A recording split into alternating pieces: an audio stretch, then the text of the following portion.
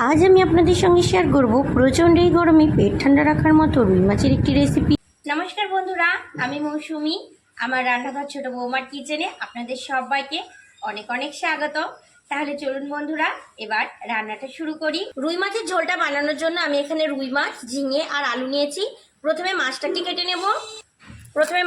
কেটে নিচ্ছি।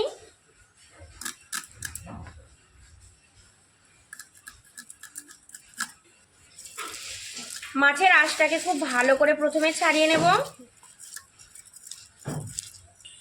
মাছের আঁশটা খুব ভালো করে ছাড়িয়ে নিয়েছি। এবার মাছটাকে আমি একটু গোল গোল করে কেটে নেব।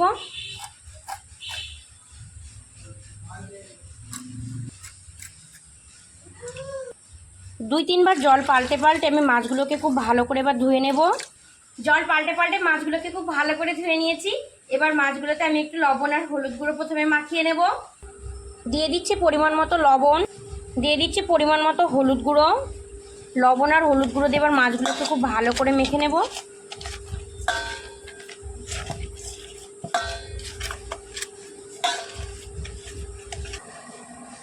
প্রথমে ঝিঙেগুলোকে কেটে নেব।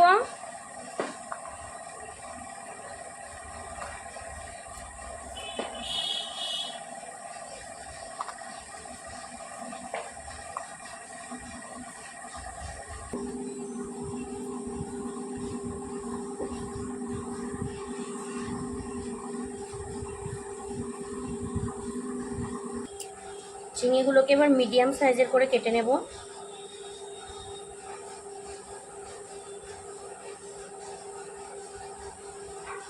আমি এই সাইজের কাটছি, আপনারা চাইলে এর থেকে ছোট বা বড় কাটতে পারেন।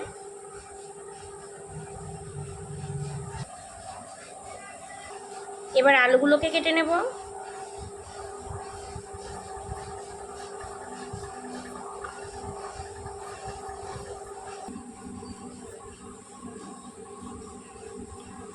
আলুগুলোকে আমি মিডিয়াম সাইজের করে কেটে নেব।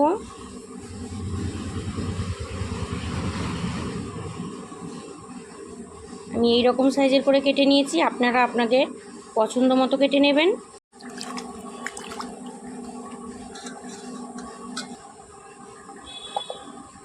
সমস্ত সবজিগুলোকে আমি একে একে কেটে নিয়েছি। রান্নাটা করার জন্য প্রথমে আমি একটা ভাজা মশলা বানিয়ে নেব। ভাজা মশলাটা তৈরি করার জন্য উনান জ্বালিয়ে কড়াই বসিয়ে দিয়েছি। ভাজা মশলার জন্য এখানে আমি নিয়েছি জিরে, ধনিয়া, শুকনো লঙ্কা। দিয়ে দিচ্ছি শুকনো খোলা, একটু ভেজে নেব।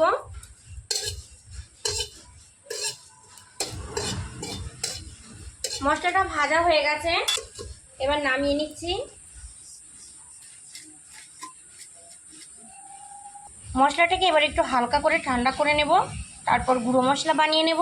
ভাজা মশলাটা এখন অনেকটাই ঠান্ডা হয়ে গেছে, এবার এটাকে আমি পাটায় গুঁড়ো করে নেব।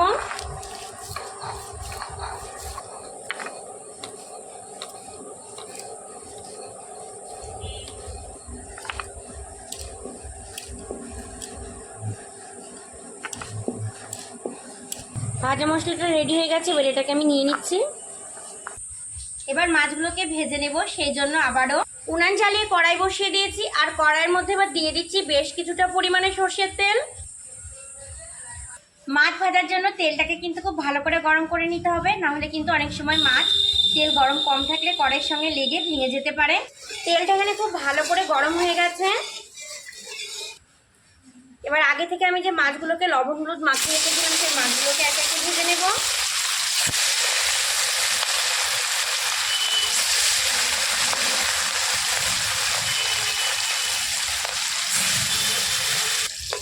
উল্টে পাল্টে মাছগুলোকে আমি একটু ভালো করে ভেজে নেব।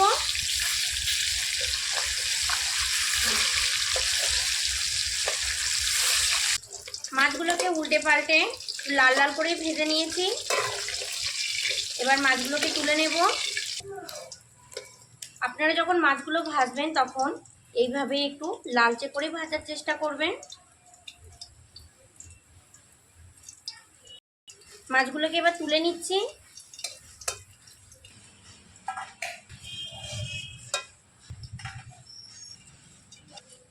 বাকি মাছগুলোকেও একইভাবে ভেজে নেব। বাকি মাছগুলোকেও দিয়ে দিচ্ছি।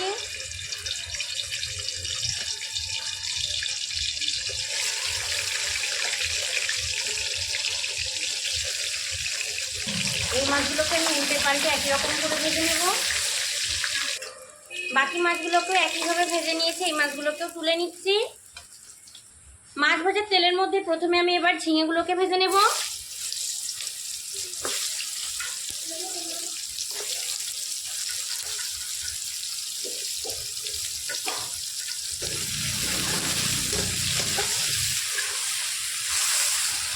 ঝিঙেগুলো ভাজা হয়ে গেছে, এবার ঝিঙেগুলোকে তুলে নিচ্ছি।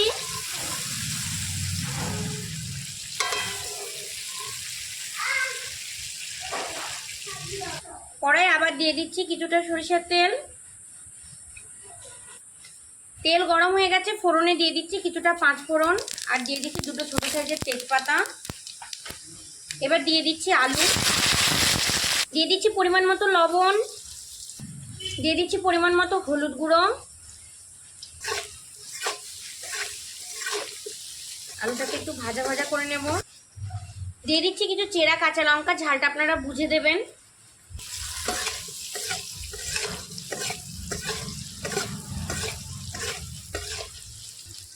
দিয়ে দিচ্ছি আগে থেকে ভেজে রাখা ঝিঙে।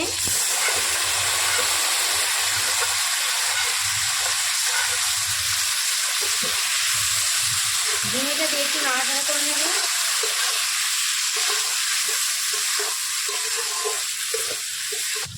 দিয়ে দিচ্ছি এবার পরিমাণ মতো জল। এবার ঢাকা দিয়ে দেবো, ঝোলটা ফুটে ওঠা পর্যন্ত অপেক্ষা করব। ঝোলটা খুব ভালো করে ফুটে উঠেছে।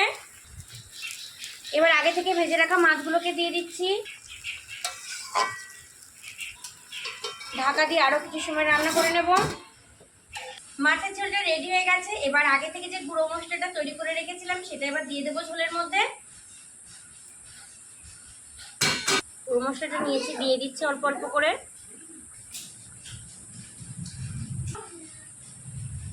আলুগুলো কিন্তু দেখুন পুরোপুরি সেদ্ধ হয়ে গেছে, এখন পুরো ম্যাশ হয়ে যাচ্ছে। ঝোলটা পুরো রেডি হয়ে গেছে, এবার নামিয়ে নেব। ঝোলটা রেডি হয়ে গেছে, এখন নামিয়ে নিচ্ছি। ঝোলটাকে নামিয়ে নিলাম।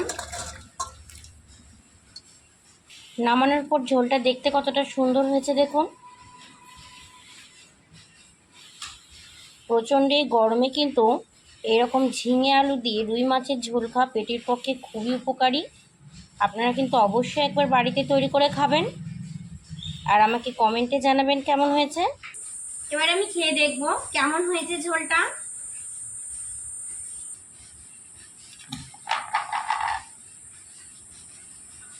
গরমের দিনে কিন্তু এই রকম ঝোল শরীরের জন্য খুবই উপকারী।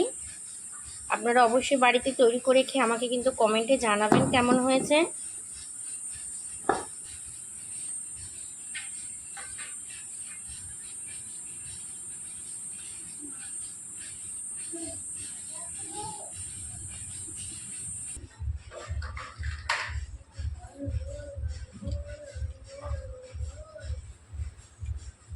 খুবই সুন্দর হয়েছে কিন্তু আমার আজকের তৈরি ঝিঙে আলু দিয়ে রুই মাছের এই ঝোলের ভিডিওটা যদি আপনাদের ভালো লেগে থাকে অবশ্যই কিন্তু লাইক করবেন, চ্যানেলটা সাবস্ক্রাইব করে আমার পাশে থাকবেন। ভালো থাকবেন আপনারা সবাই, সুস্থ থাকবেন।